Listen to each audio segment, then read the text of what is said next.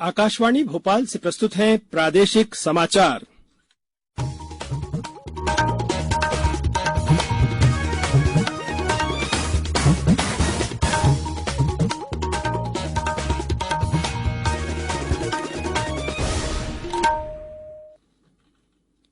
नमस्कार, समाचारों के साथ मैं नवनीत चौबे।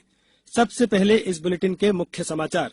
प्रदेश में कल पंचायत चुनाव के पहले चरण में मतदान शांतिपूर्वक संपन्न हुआ। करीब 77% मतदान की खबर। अंतिम आंकड़े आना अभी बाकी। प्रधानमंत्री नरेंद्र मोदी आज सुबह 11 बजे आकाशवाणी से मन की बात कार्यक्रम में अपने विचार साझा करेंगे। मौसम की कोई प्रणाली सक्रिय नहीं होने के कारण अभी तक नहीं हुई है मानसून की जोरदार बारिश। और कजाकिस्तान में कोसोनोवा मेमोरियल एथलेटिक्स चैंपियनशिप में भारत की नवजीत ढिल्लों ने महिलाओं की चक्का फेंक स्पर्धा में स्वर्ण पदक जीता। अब समाचार विस्तार से। प्रदेश में ग्वालियर चंबल संभागों में हुई कुछ छुटपुट घटनाओं के बीच कल पंचायत चुनाव के पहले चरण का मतदान शांतिपूर्वक संपन्न हुआ। पंचायत चुनाव के पहले चरण में करीब 77% मतदान हुआ। अंतिम आंकड़े आना बाकी है। भोपाल जिले की फंदा और बेरसिया पंचायत में लगभग 82% वोटिंग हुई। यहां रात 9 बजे तक मतदान चलता रहा। चुनाव का दूसरा चरण 1 जुलाई और तीसरा 8 जुलाई को होगा। प्रधानमंत्री नरेंद्र मोदी आज सुबह 11 बजे आकाशवाणी से मन की बात कार्यक्रम में अपने विचार साझा करेंगे। यह इस मासिक रेडियो कार्यक्रम की 90वीं कड़ी होगी।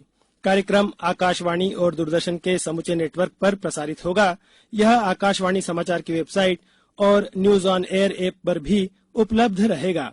आकाशवाणी समाचार, दूरदर्शन समाचार, प्रधानमंत्री कार्यालय तथा सूचना और प्रसारण मंत्रालय के यूट्यूब चैनलों पर भी कार्यक्रम सीधा प्रसारित होगा। आकाशवाणी से हिंदी प्रसारण के तुरंत बाद मन की बात कार्यक्रम क्षेत्रीय भाषाओं में भी प्रसारित किया जाएगा। क्षेत्रीय भाषाओं में इसे रात 8 बजे फिर सुना जा सकता है। इससे पहले श्री मोदी ने कहा था कि इस महीने मन की बात कार्यक्रम के लिए प्राप्त अनेकों सुझावों से उन्हें प्रसन्नता हुई है। मुख्यमंत्री शिवराज सिंह चौहान ने लक्ष्य से अधिक राजस्व प्राप्ति के लिए राजस्व अर्जन से संबंधित विभागों के अधिकारियों को बधाई दी है। मुख्यमंत्री श्री चौहान ने कहा कि व्यवस्था में सुधार, तकनीक के प्रयोग और लोगों को राजस्व एवं कर की राशि जमा करने के लिए निरंतर प्रेरित करने के परिणाम स्वरूप ही राज्य में लक्ष्य से अधिक राजस्व प्राप्तियां संभव हुई है। मुख्यमंत्री श्री चौहान कल अपने निवास कार्यालय में राजस्व अर्जन करने वाले विभागों की समीक्षा बैठक को संबोधित कर रहे थे।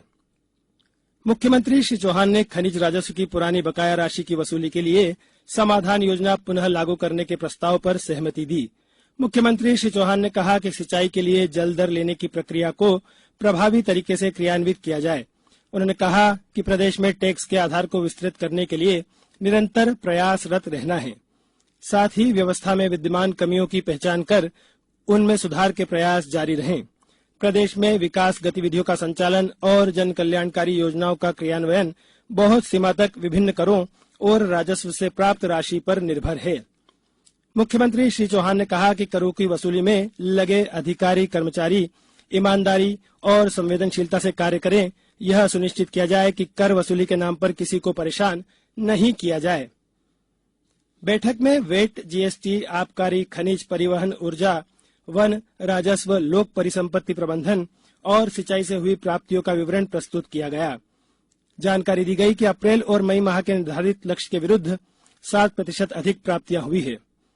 बैठक में बताया गया कि मोटरयान कर अपवंचन के मामलों में वाहन पोर्टल प्रभावी है। साथ ही राजस्व विभाग में व्यवस्था और प्रक्रियाओं में सुधार के परिणाम स्वरूप डायवर्जन और नजुल पट्टे के प्रीमियम के भू भाटक की वसूली की प्राप्तियों में बढ़ोतरी हुई है। अब समाचारों में वक्त है एक ब्रेक का। ये समाचार आप आकाशवाणी भोपाल से सुन रहे हैं। हमारे समाचारों को अब आप कभी भी और कहीं भी अपनी सुविधा के अनुसार सुन सकते हैं। ये समाचार बुलेटिन यूट्यूब, ट्विटर और फेसबुक पर AIR न्यूज भोपाल पेज पर सुने जा सकते हैं। इसके अलावा आप हमारी वेबसाइट newsonair.com पर या AIR न्यूज ऐप पर भी समाचार सुन सकते हैं। ब्रेक के बाद समाचारों में एक बार फिर आपका स्वागत है। प्रधानमंत्री नरेंद्र मोदी जर्मनी और संयुक्त अरब अमीरात की यात्रा के लिए रवाना हो गए हैं। वे जर्मनी में श्लॉस एल्माउ में G7 शिखर सम्मेलन में भाग लेंगे। विदेश मंत्रालय ने कहा कि G7 महत्वपूर्ण वैश्विक मुद्दों पर विचार विमर्श के लिए सहयोगी लोकतांत्रिक देशों को एक मंच प्रदान करता है। मंत्रालय ने कहा कि प्रधानमंत्री वापसी में संयुक्त अरब अमीरात में कुछ समय रुकेंगे और संयुक्त अरब अमीरात के पूर्व राष्ट्रपति और अबू धाबी के पूर्व शासक शेख खलीफा बिन जायद अल नहयान के निधन पर अपनी व्यक्तिगत संवेदना व्यक्त करेंगे। सम्मेलन के दौरान श्री मोदी पर्यावरण, ऊर्जा, जलवायु, खाद्य सुरक्षा, स्वास्थ्य, आतंकवाद से निपटने और लोकतंत्र सहित अन्य विषयों पर G7 समूह के देशों, G7 समूह के सहयोगी देशों और आमंत्रित अंतर्राष्ट्रीय संगठनों के साथ अपने विचार साझा करेंगे। प्रधानमंत्री ने कहा कि वे जर्मनी में पूरे यूरोप के भारतीय मूल के लोगों के साथ मुलाकात के लिए भी उत्सुक हैं। प्रदेश के करीब 90% हिस्से में मानसून पहुंच चुका है, लेकिन बंगाल की खाड़ी और अरब सागर में कोई प्रभावी मौसम प्रणाली के सक्रिय नहीं होने के कारण अभी तक मानसून की जोरदार बारिश नहीं हुई है। बारिश रुकने और धूप निकलने से बड़े तापमान और उमस भरी गर्मी ने लोगों को परेशान कर दिया है।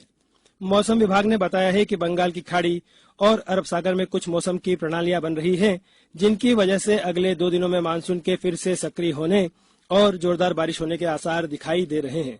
मानसून के सक्रिय होते ही प्रदेश के अधिकतर जिलों में बारिश का सिलसिला शुरू हो जाएगा। बेंगलुरु में मुंबई के साथ रणजी ट्रॉफी क्रिकेट फाइनल के चौथे दिन कल मध्य प्रदेश ने 162 रन की बढ़त हासिल कर मैच पर अपनी पकड़ बना ली।